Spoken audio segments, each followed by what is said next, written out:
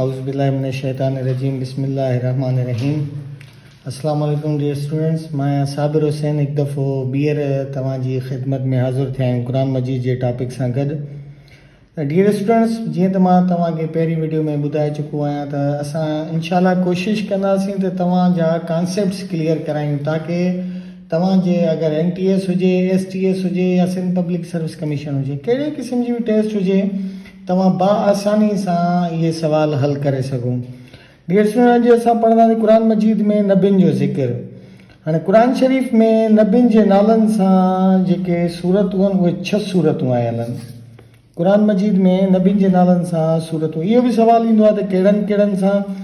हज़रत यूनुस अलैहिस्सलाम, हज़रत हूद अलैहिस्सलाम, हज़रत यूसुफ अलैहिस्सलाम, हज़रत इब्राहिम अलैहिस्सलाम ऐं हज़रत मोहम्मद मुस्तफ़ा ऐं हज़रत नूह अलैहिस्सलाम जे नालनि सां आयतूं आहिनि।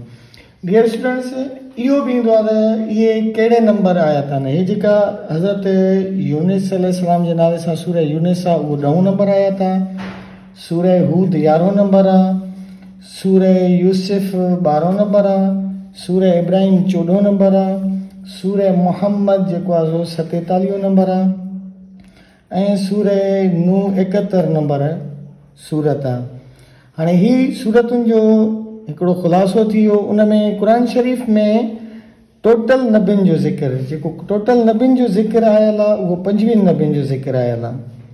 क़ुरान मजीद में 25 नबियुनि जा नालनि जो ज़िक्र थियो आहे ऐं उन सां गॾोगॾु कहिड़े नबी जो नालो केतिरा मरतबा आयो आहे इहो बि मां तव्हांखे ॿुधाईंदो हलंदुमि। हज़रत आदम अलैहिस्सलाम जो जेको नालो आहे उहो 25 मरतबा क़ुरान मजीद में आयल आहे ऐं सभ खां वधीक जेको नालो ज़िक्र कयो वियो आहे उहो हज़रत मूसा अलैहिस्सलाम जो थियल आहे, यानी 136 मरतबा हज़रत मूसा अलैहिस्सलाम जो नालो सभ खां वधीक क़ुरान शरीफ़ में आयल आहे। ऐं असांजे नबी सल्लल्लाहु अलैहि वसल्लम जो नालो मोहम्मद 4 मरतबा क़ुरान में आयल आहे। ऐं सूरह सफ़ में मां तव्हांखे इहो ॿुधाईंदो हलां त सूरह सफ़ में असांजे नबी खे अहमद जे नाले सां पुकारियो वियो आहे, यादि कयो वियो आहे। ठीकु आहे डियर स्टूडेंट्स, ही हुआ इहे शयूं।